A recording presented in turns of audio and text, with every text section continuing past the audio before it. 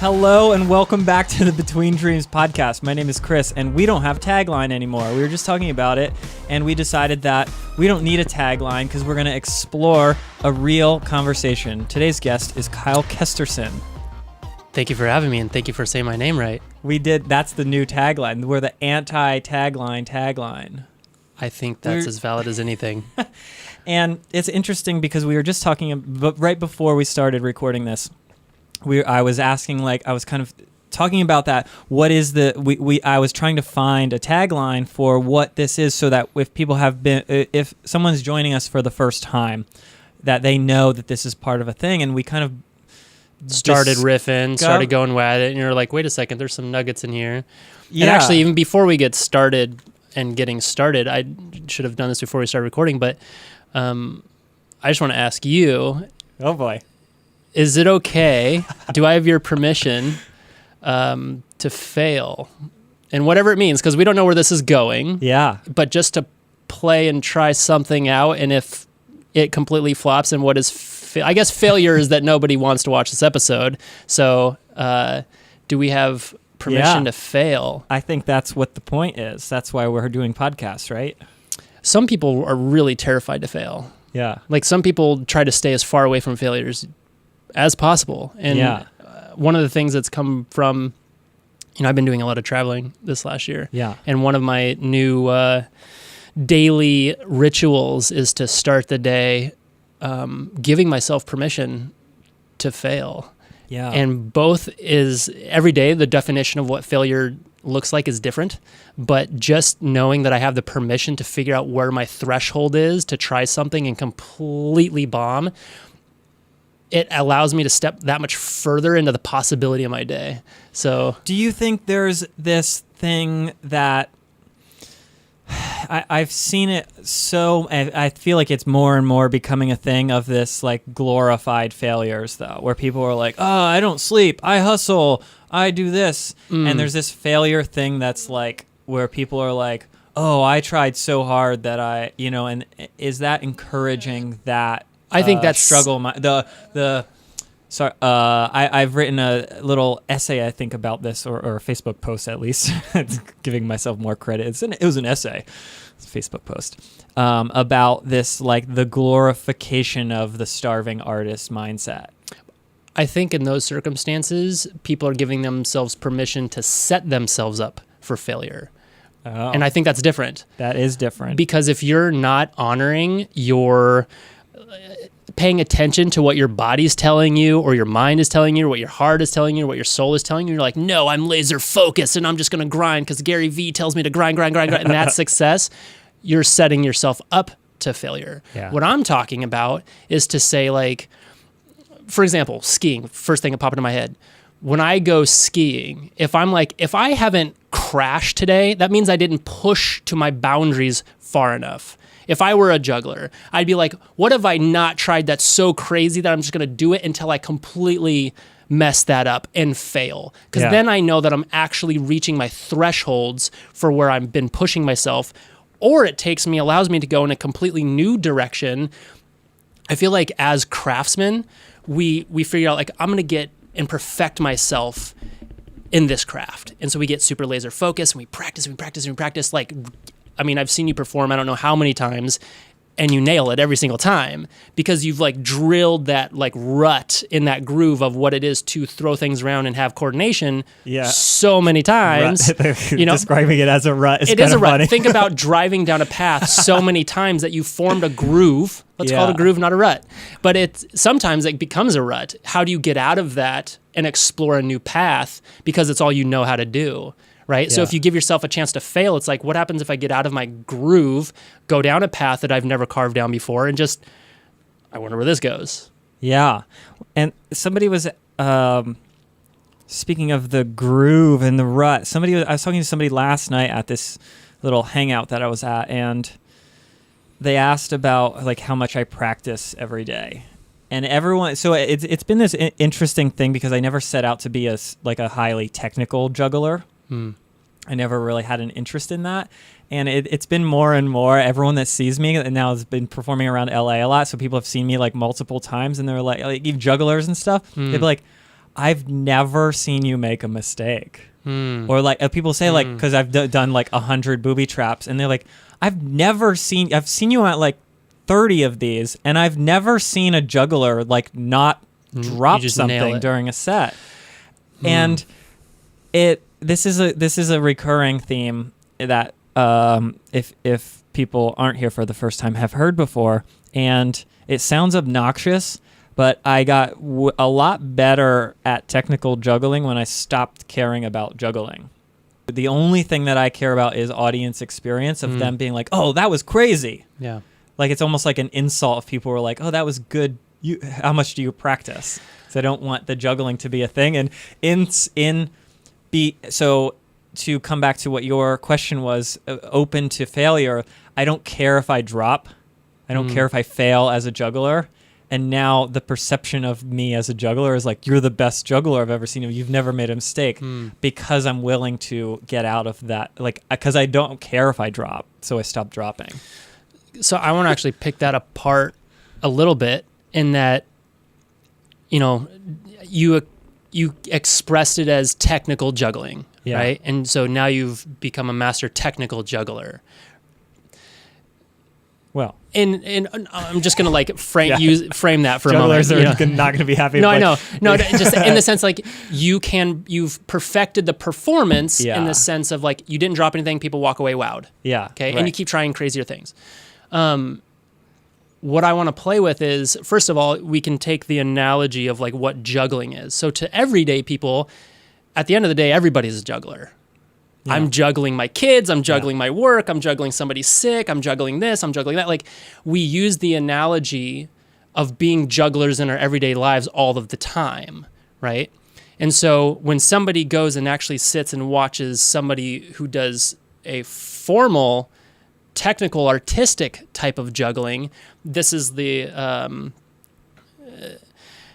where I wanted to go with this is, like, as you were talking, I was thinking about like showing up as the audience member, how it can start to come to life even more. Like, yeah, you're providing a sense of experience that's novel and new for people that have never seen you before. What is it to add a completely new dimension to it? And we'll call this dimension story, in the sense of like, how do you show, like, what does it look like to show up and tell a story while you're juggling, to the point where people no longer see balls and boxes and you standing on a ball and juggling knives or whatever it is that you're juggling? Those things, through the way you tell the story, changes the perception of what it is you're actually juggling to the point they can see themselves doing what you're doing, because they're making parallels into what they're doing day to day. And I want to play with this for a moment, because I'm just going to keep for a moment, in the sense of like, if you could, so you start your routine with a couple balls and you say the thing like, oh yeah, that's why, no audience reaction. So that's why I then went into boxes. And like, what you're doing is you're elevating the technicality, the difficulty, right? The things that you end up doing under the legs and behind it. I'm like, all of those things, you've shown that you can juggle more, and it's harder, and you're still nailing it. And the parallel to that is like somebody who could say, I go to work and I clock in my 8 hours and I sit at a check stand and I do this, and then I go home and I have to deal with this and that and the other thing. But you can escalate what it is to be juggling in your personal life to the point, I feel like it all becomes fear-based at the end of the day. This is actually what I'm getting to.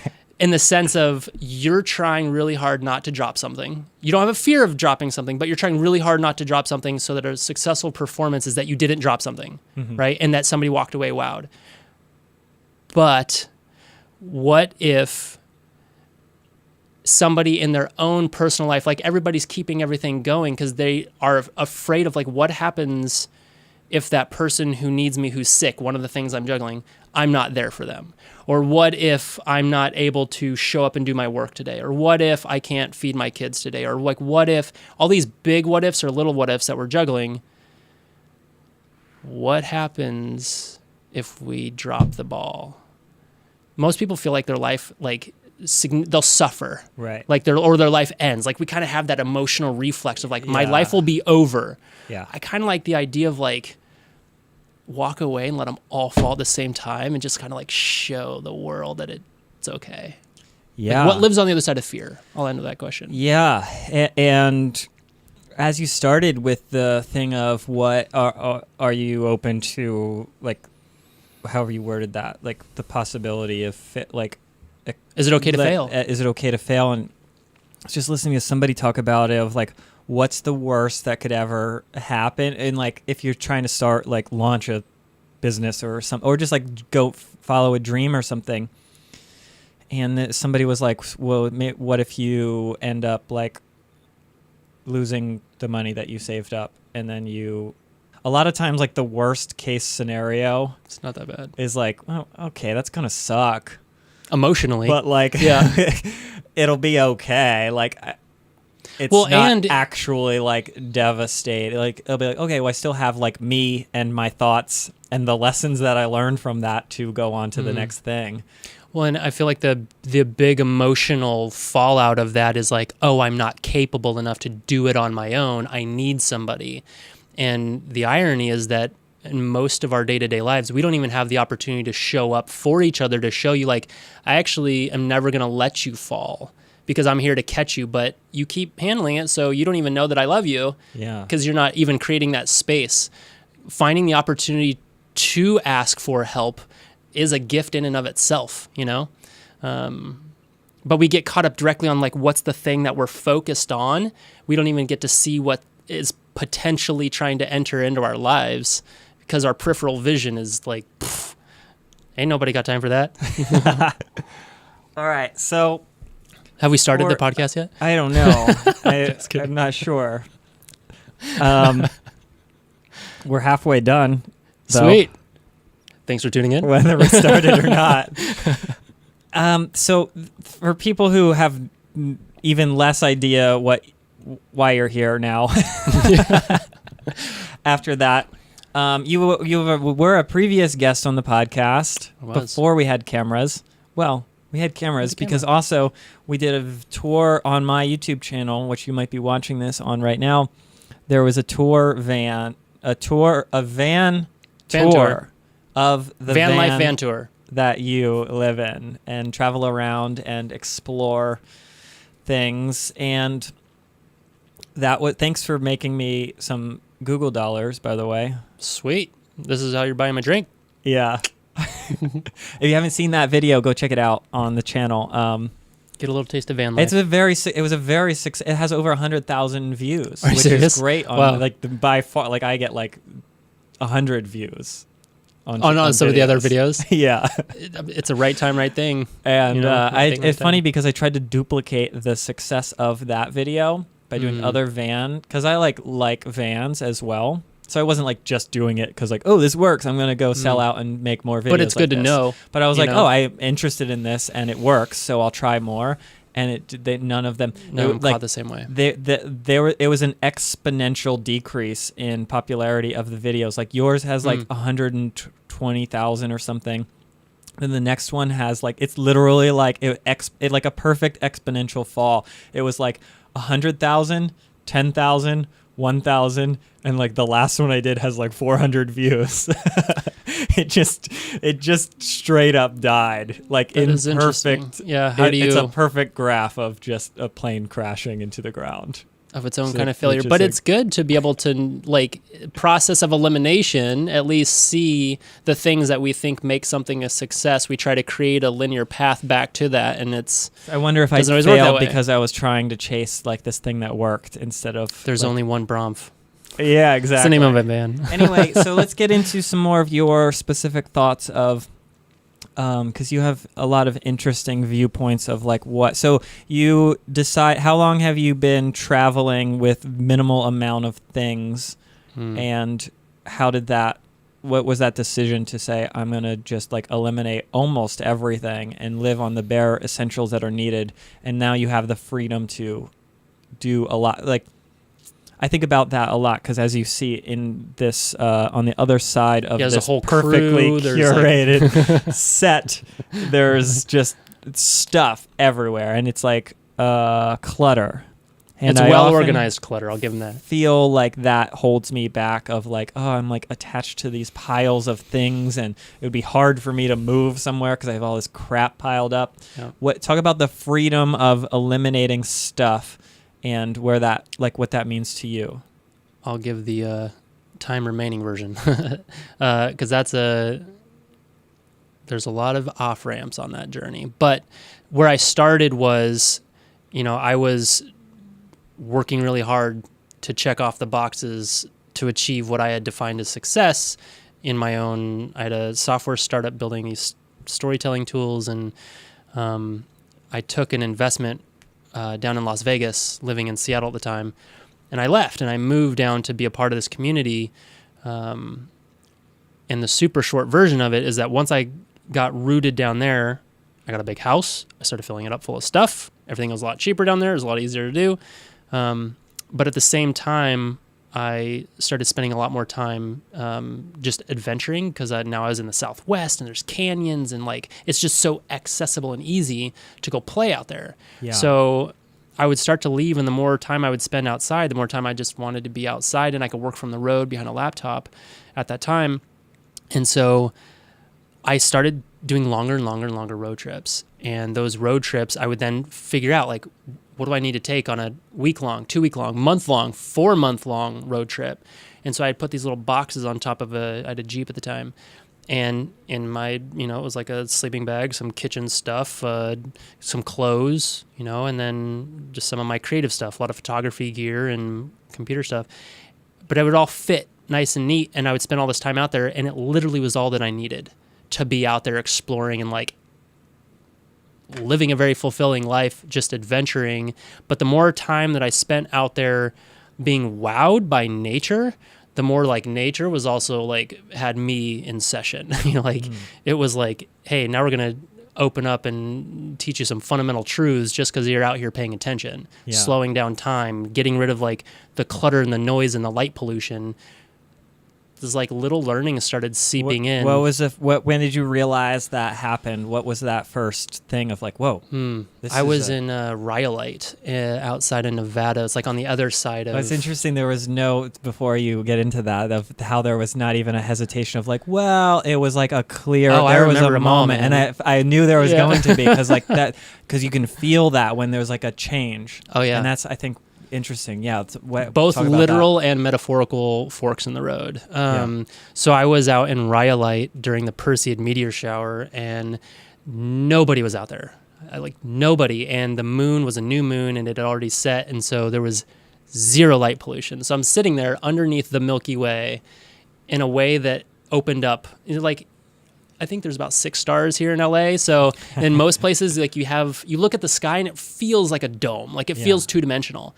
You get far enough out there and sit there and stare long enough, it goes from this to this. And all of a sudden you see how things are placed in front of another infinitely back. And there's just this, we can see photos and videos, we can read about these things, we can process what it means to be small, what it means to be a part of something grand, but to be out there, it bypasses what you're like, you don't even know what you're processing at the time. And I swear to God, it like changes you on a cellular level.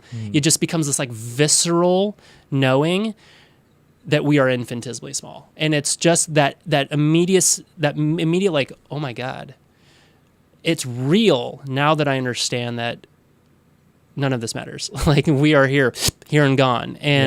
And then I started just looking at like, what am I getting so stressed out about that feels like it's such a big deal? Right. And when I would eventually come back home, I came back to this house full of stuff that I hadn't been using for months. And then I'm like, why do I own all this stuff again? Like, why do I have that? Why do I have that? And I didn't stop at the question. I used the question as a doorway. I asked it and I walked through the doorway to discover, where does the need come from to need these things, to own these things, and just started picking apart, like, what's the definition of success? Where did I get my definition of success? Because turns out I was not creating my own definition. I was living into definitions that had been provided for me through stories passed down, through stories retold, through our culture, through our parents, through the media, through whatever it is, all these reflections and definitions of what it means to achieve, what it means to be seen and validated and feel worthy and connected and accepted and all of these things. I just like broke it all apart and then took a look at the blueprints and look at my life and look at the blueprints. I'm like, okay, I'm going to make some conscious adjustments here. So living in a van and stripping down all of my stuff was just my way of accessing what I define success. You know, that's the short version of it. Cool. Yeah, I think it's so... I feel so attached to, because I'll have like things that are like attached to a memory, I guess, or something where I'm like, oh, this would be cool if I had like, this might sound worse than it is, I don't know, but I'll be like, well, this would be cool because like later in 100 years, it would be cool for people to like see these things that I created. And then I'm like, you think about like a 14-year-old right now, like they don't know who Elvis is. And you're like, well, he did the sweetest stuff ever. So I'd also then just, so no one cares. If you think about it, like, so why does the way that you're describing it, the way that it builds up in my mind is like, we're all trying to build the houses that contain our lives. Yeah. And so we start with the foundation. We start with the base, like the ground floor, saying, here's what I need in my life. And a lot of people have a need to achieve things, to leave a legacy, to leave a mark, so to know that their work is being seen and felt in the world, right? Yeah. And most people then build their entire house and their entire identity and their entire life on top of what they've defined as like, oh, I want to achieve these things. I want the things framed on my wall. I want the statues, like, because that means that the work that I'm doing is successful. It's materialized in the world and it's being seen and felt. You just pointed to my wall of achievements. And They're great achievements, by the way. They truly are. Literally pointed to, like, subconsciously, you pointed to my wall of Guinness World Records and like TV appearance things. To make a point in that That's all I have. You have more than that. But what we don't do, what we're not taught to do, is go underneath the floorboards into the basement to say, what moments happened in our life that created those needs to begin with? Why do I have the need to own the thing, to frame the thing, to do whatever? Like, where did that story come from in the first place? Rather than we just live into the stories that we're born into and that we tell each other.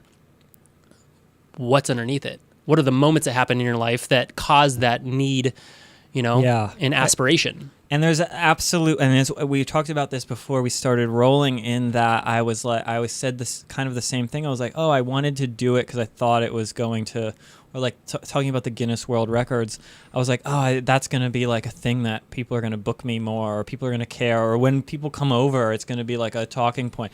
And right when I first hung them up, I actually got like disappointed because like a few people like came over and like I noticed that like people just like kind of glance, like they didn't even like notice it or say anything. And I was like getting not hurt by it, but I was. But just you had like, an expectation that like, this would. I thought people were gonna like start asking me questions about this, and there was I was doing it for like I was gonna say the novelty of it, but it was way more than the novelty. It was like that was like part of the my identity was like trying to have these accomplishments. Yep. But I think that to answer, so I'm going to try to do that on myself right now. Of like I have built a lot of my foundation on that, like, oh, I have accomplishments. I've tried to get on TV, and like, because professionally that like does help, like my my career world, like does help that I have like appearances on Ellen, and there is a machine that responds to these inputs. Yeah. Absolutely. But even that like doesn't lead to more bookings. Like people are just like, okay, well, now what? Like it didn't turn. I had the same thing with that. I was like, oh, what's going to happen now? And then it was like, after you do a TV appearance, like the next day you're sitting here like refreshing your email. I'm sitting here refreshing my email and no one's calling me. So it was like, that's a really great thing, because some people do say that, like, oh, well, it's easy for you because you have TV appearances, you have Guinness World Records, or you have a van, you have already got the van. Like, how am I going to get the van? How do you top that? There's How do you comments on our YouTube video that people are like talking trash because you have like a nice van, and people are like, yeah, I could live in a luxury van too. I'm like, okay, it's not, just like people are like, because they live in like a 1978 Chevy van that they're like better. It goes back to the struggling artist thing of like the glorified thing. And we have a sense of perception that either luxury is going to create a sense of calm and ease, and we'll be able to sleep easier at night. Yeah. All of a sudden we can breathe easier because we now have things that are shiny or clean or soft or whatever it is. The irony is that the more comfort we have, the less we grow, right? Like, it's only through stress, like, that we're able to figure out where our thresholds are that we can. I mean, I was about to go down the route of like talking about what it is to grow, but I think we have a sick obsession with growth.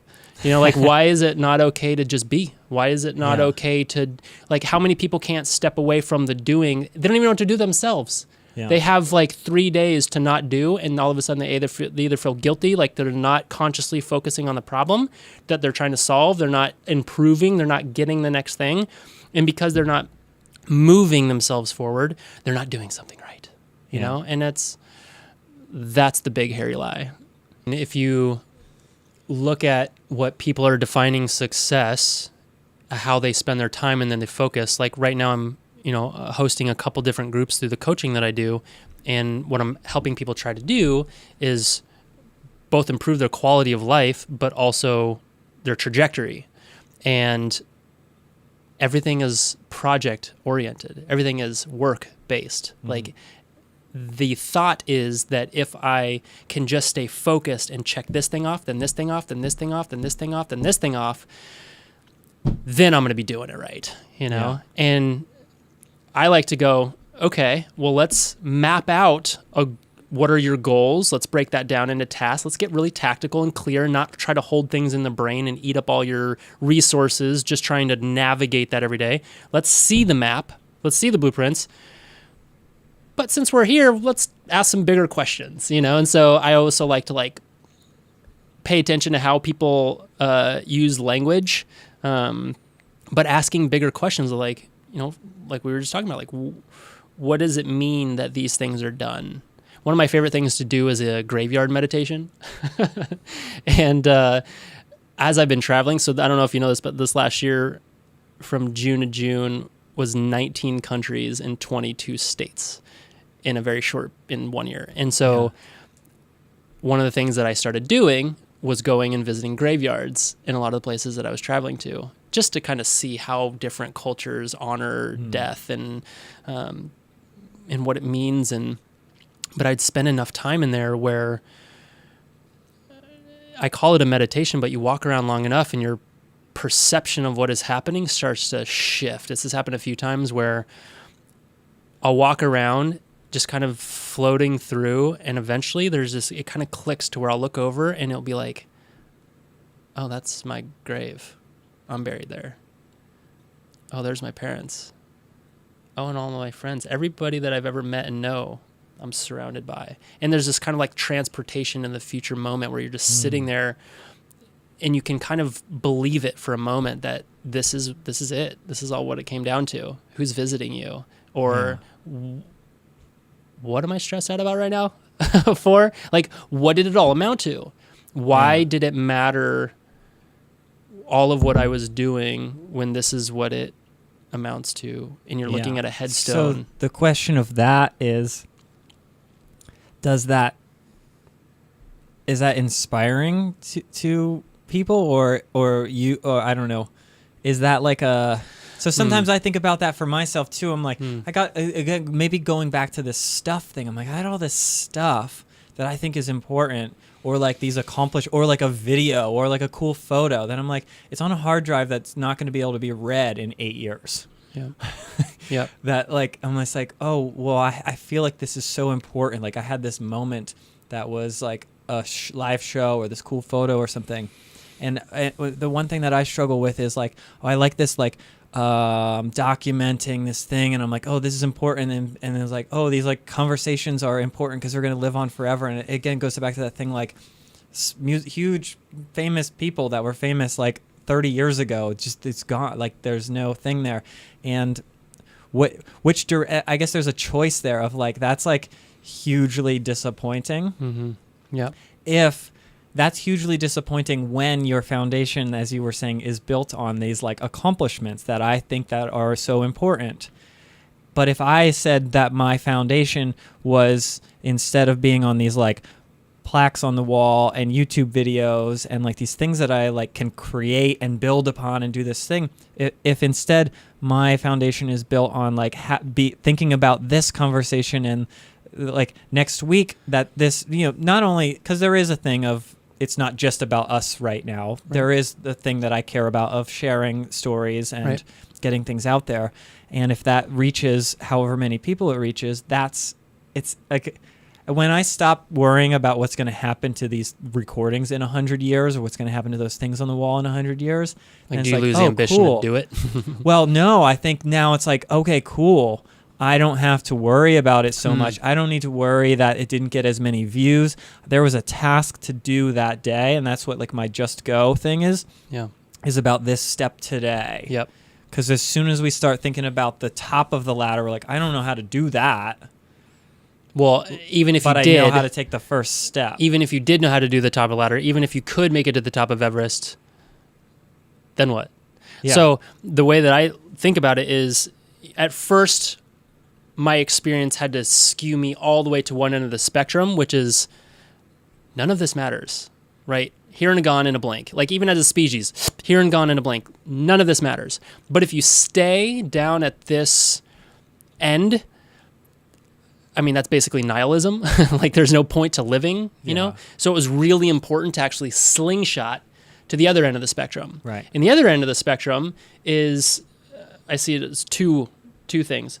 One is just the mere presence of beauty, like the fact that we can be sitting here having this conversation, intellectualizing about these things, experiencing the taste of turmeric and ginger, and like, by all odds, mathematically, like, it's impossible. Obviously not impossible, but the probability is really low. So the fact that it's all happening in this way and that we're embodied in this way is a miracle. The mere presence of being able to breathe and exhale, like, that's actually one of the things I walk away from the graveyard meditation is like, I have an entire graveyard full of people envious that I can go, as simple as being able to breathe in this moment. Yeah. I'm separated from all of previous history, and although I'm standing on the shoulders of all of these giants, who knows, I might be drinking out of a thing that was invented by somebody who invented a thing that led to this. So I always share gratitude, just to like say, like, whatever you were a part of and that you contributed to however I'm experiencing the world, thank you, right? Yeah. But to be able to know that I'm sitting here able to experience living, that's amazing. And that makes every single day, like, as much as I can keep myself reminded of that, full and beautiful. And it minimizes a lot of this stress. Yeah. But the other thing is, I think our responsibility and why we're human and not some other creature is we have a responsibility to manifestation. Like, there is a creative force. You know it when you get into it in its flow. Yeah. Like, you're just a meat puppet materializing the intangible world, right? We're just manifesting and creating a sense of alchemy. We're putting things into the world that did not exist before. And there is an intention behind creativity that needs to get out into the material world through us. So, well, coming from where? Where do you, so jump into that, because I don't want you to skip over it. Where does that come from? If we're just kind of a tool to allow these creations and creativity, and I call it the cloud of inevitability. It's every idea that has ever existed and will ever exist just lives in ether and fragments and comes through us through conversation. Like, when you think about, like, this, for example, this isn't an idea. That's a conversation of ideas, right? Yeah. Like, each of these elements, from plastic and glass to metal to electricity, all these things had to come together through a conversation over time, where one thing, as a series of steps, after another, till this thing could live in whole. I just think about it as this like ethereal world where these little entities exist and they are here to like nag us until we manifest it, you know? And I don't necessarily know what it is, but I know when I feel creative and I'm tapping into imagination, I don't call it my own. I have like no ego about it whatsoever. You know, it's just my job to put it out there.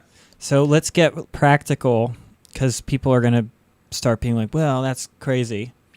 So I hope so. I find a lot of people that, so before I do shows, sometimes if I'm stressed out, I'm like, oh, I'm worried about this. Oh, I didn't get enough time to stretch out or something. And I'm like worried about like the tricks again. I've done this exercise where I'll try to see them.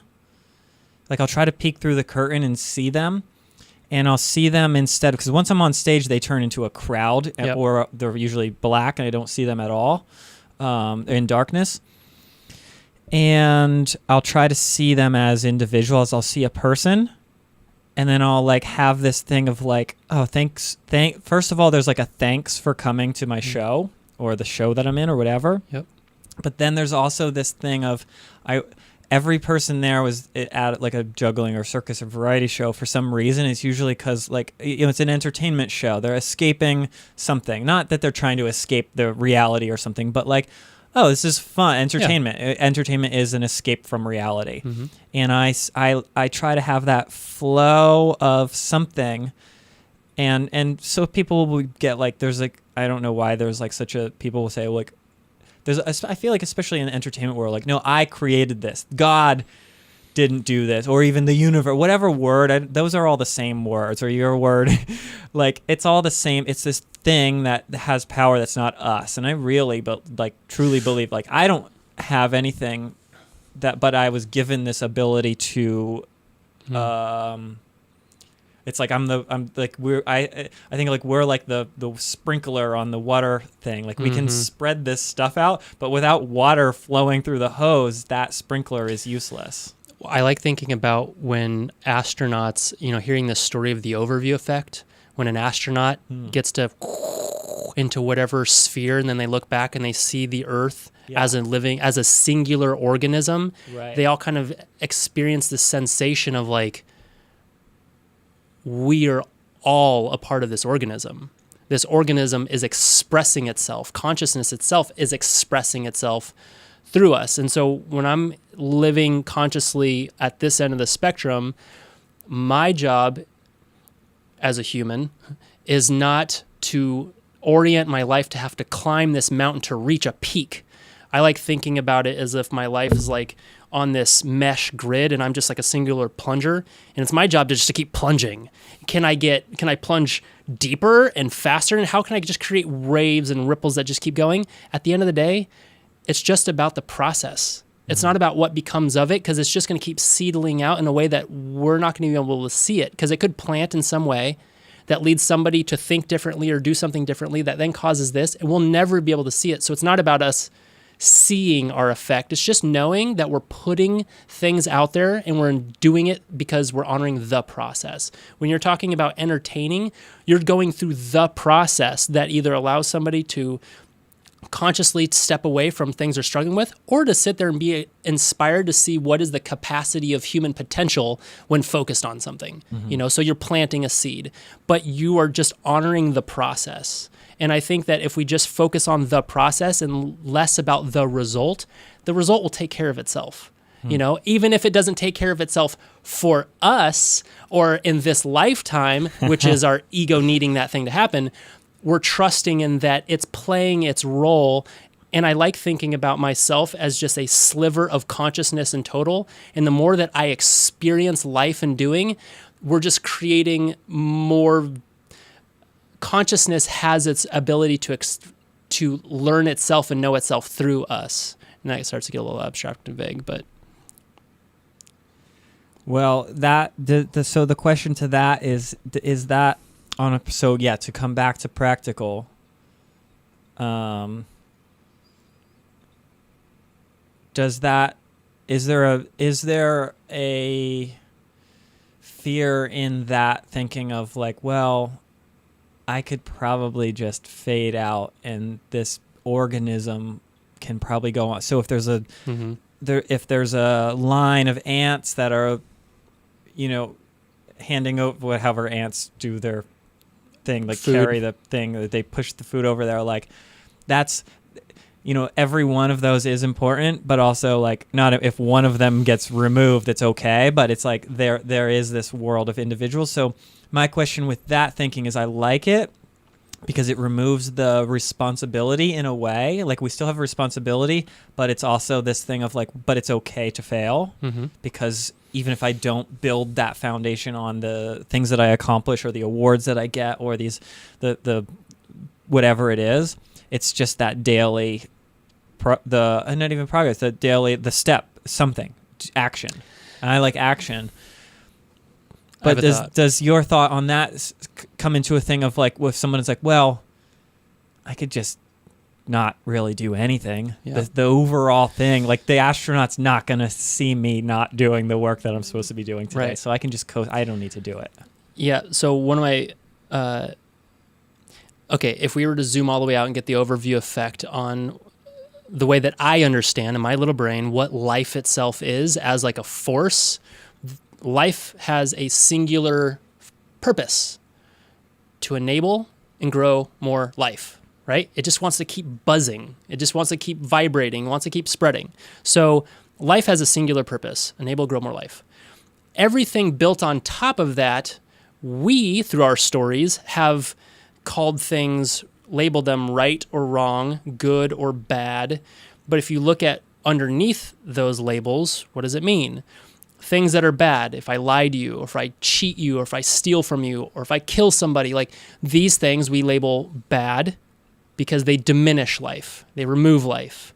Things that are good, if I do something to help you, if I feed you, if I smile, like all of these things that make people feel elevated in life, come to life, these things we label good.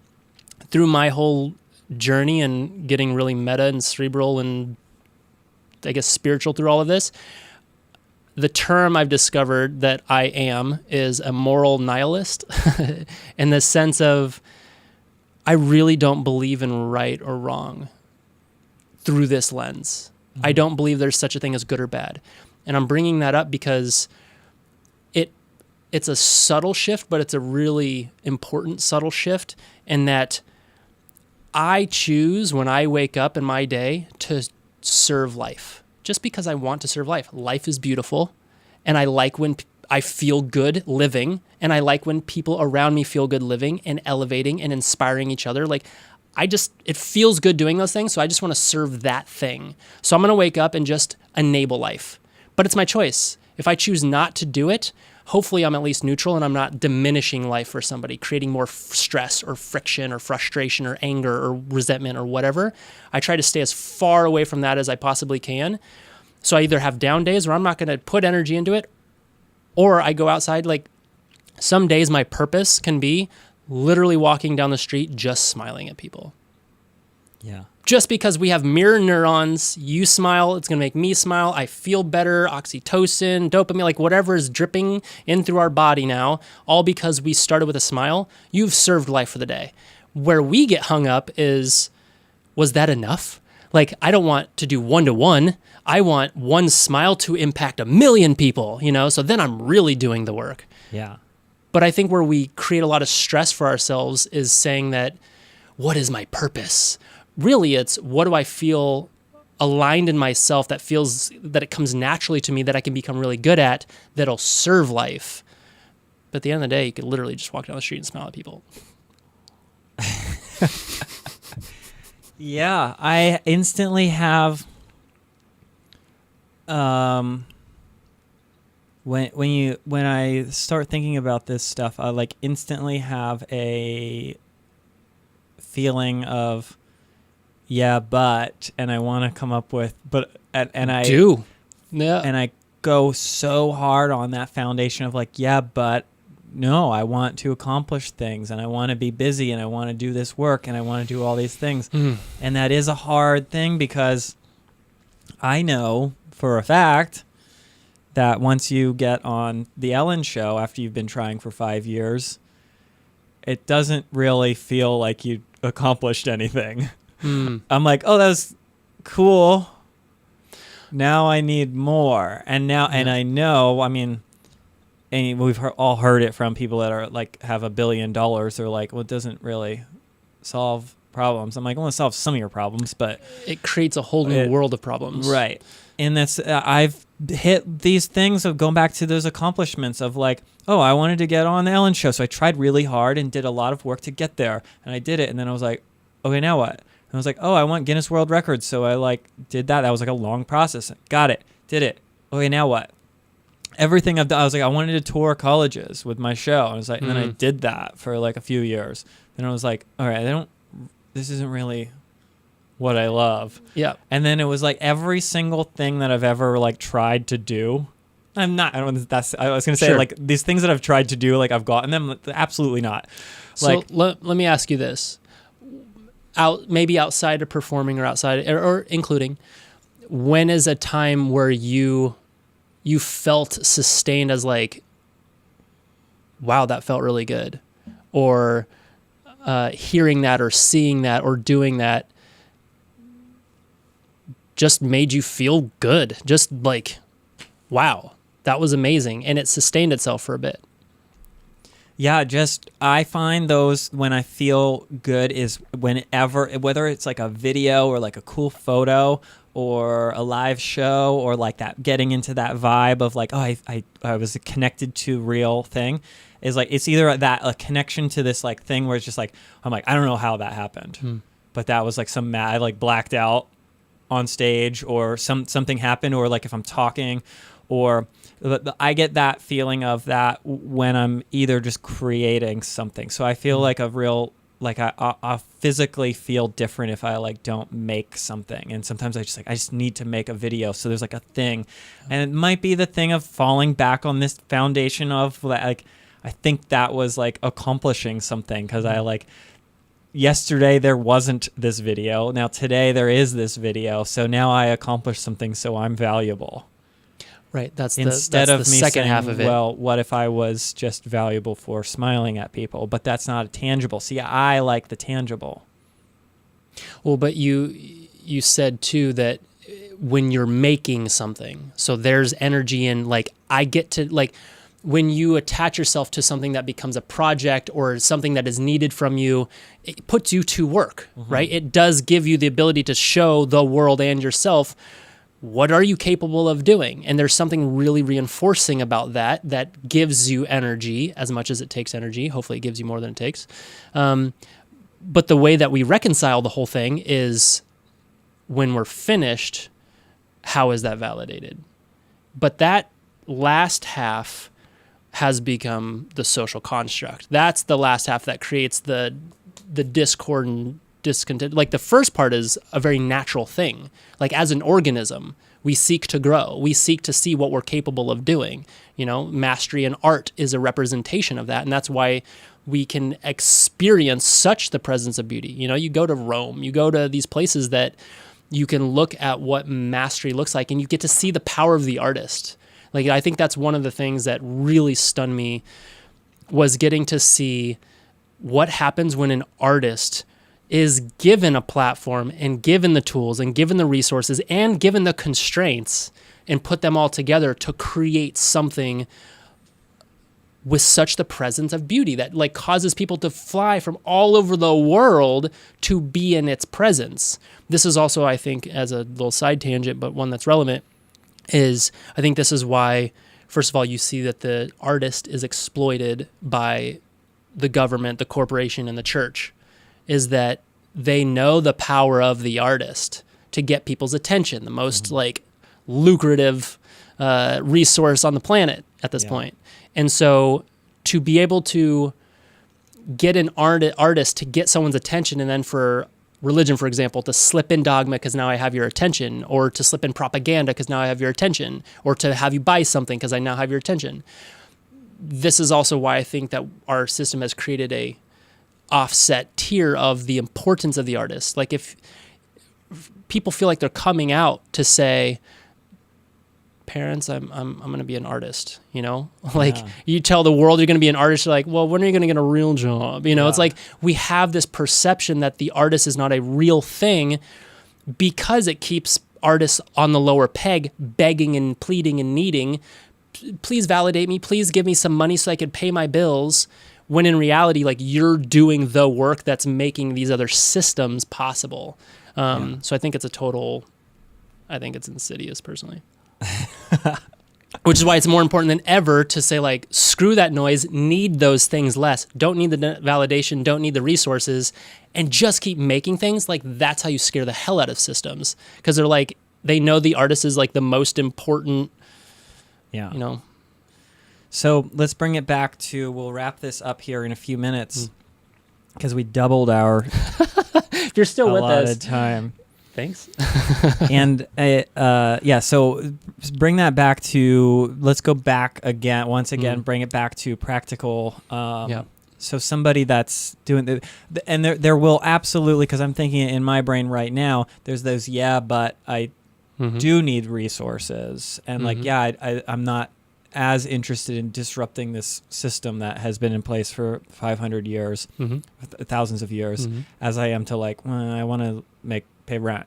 So something that you made a decision to be able to do that by needing less, and actually literally just cutting your operating costs of life down to such a minimum, like a very minimal amount. And that's, so one thing that people are going to be like, well, yeah, but you have a $100,000 van. And then I pay $600 a month for it. Talked about that before. Yeah. You know, like, well, that's like a pretty cheap house. Totally. That you can go anywhere. It's and both do my anything. car payment and house payment in one that was less than what I was paying for a car and insurance. Yeah, you know? Exactly. So if it's not that you don't need resources, it's that what do you have in your life that needs you to need resources? Why do you have those things? Reevaluate where you're spending your time and attention and energy.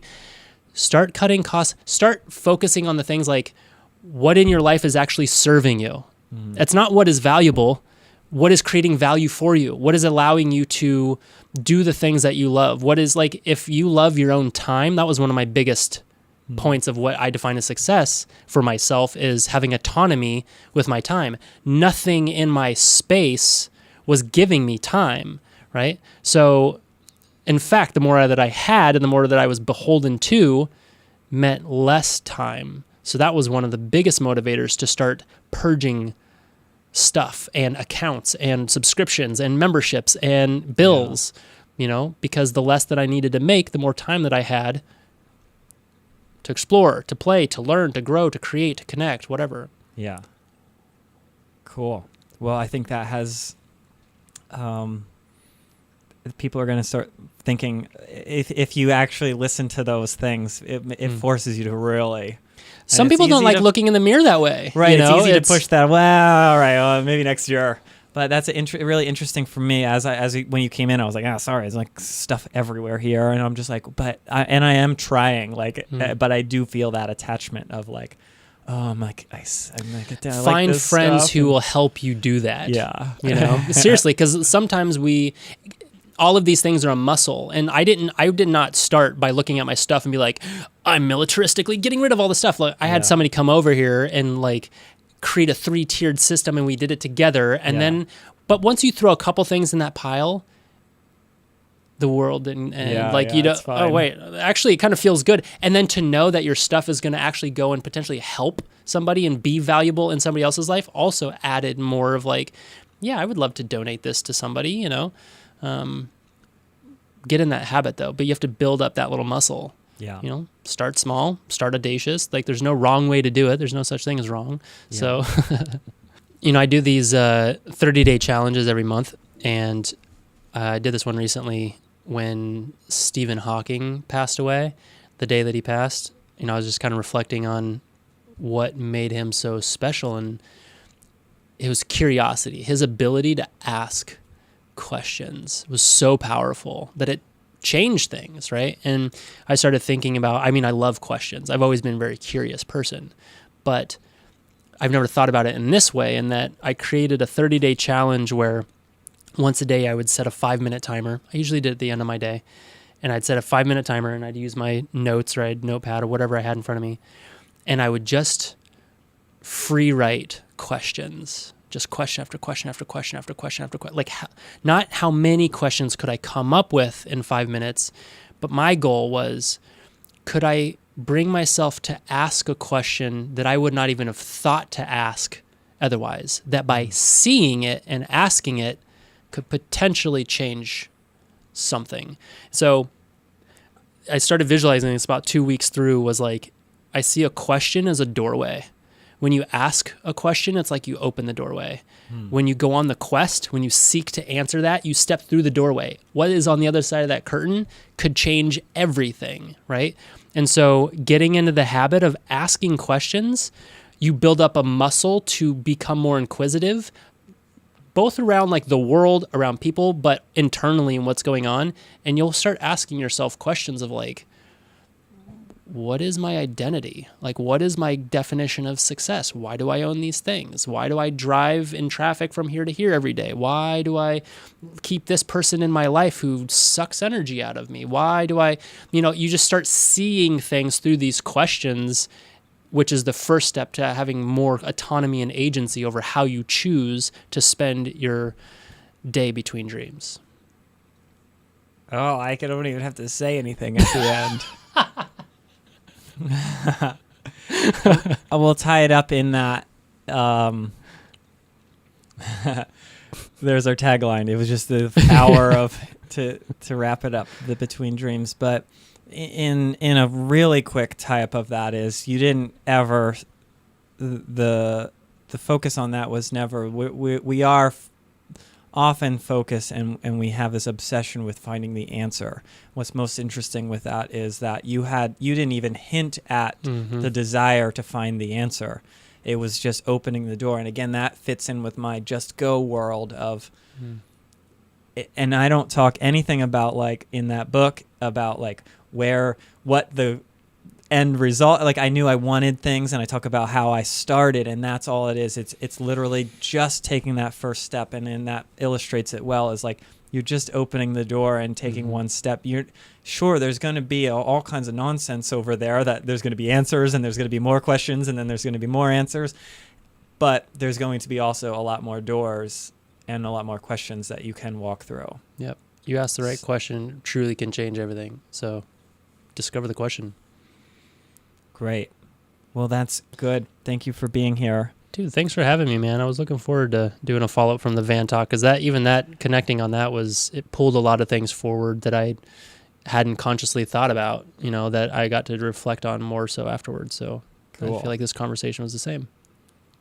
Well, thanks to the cameras for watching and the people inside them. People. They're in the future. So if you you have my small, by the way? enjoy this show, thank you for listening. If you're listening on whatever podcast platform you are, we're on Spotify, iTunes, Stitcher, podcast app on your phone. And also, if you're only listening, you should check out the YouTube channel where you can watch, because we got cameras. A lot of visuals, a lot of lights. We got buttons, we got shirts, here, we got everything. And we are in the middle of launching the new T-shirts, which you can see if you're watching on YouTube. And they are probably available right now on the website. And did you say me a small? We have a small. Yeah. That is going to Kyle right now. But before, feel. Oh my God. Feel this. What? He didn't feel those. Feel the. No, feel. Look at that. Feel You saved that. Feel that. You even printed on the inside? Oh. You guys, come on. Attention to detail. This is why we love Chris. So yeah, if you guys listening at home like the podcast and all the stuff that I've been creating, the shirts are like, we don't want Between Dreams to feel like a clothing company, really more of like a community and a family, and wearing a shirt is like a uniform or a trophy that you're part of this, and you're displaying to the world that you're part of something that's not just like, we're not selling because it's like a cool graphic. It's like part of the family of people who are making things happen and thinking about things in a new way, walking through those doors of questions. Yeah, man. I mean, honestly, when I see this, I don't see a t-shirt. I see a Post-it note, in the same way that I wear this as a Post-it note, I have this as a Post-it note, and that, like, this is just a way to stay conscious as to, like, what am I doing today? Like, how am I making today special? It's just a reminder, because we can only hold so many things in our conscious mind before we get cluttered, so it just kind of brings you right back to it. I appreciate that. All right. Thanks for watching and Yes, listening. guys. That's it for now. Goodbye.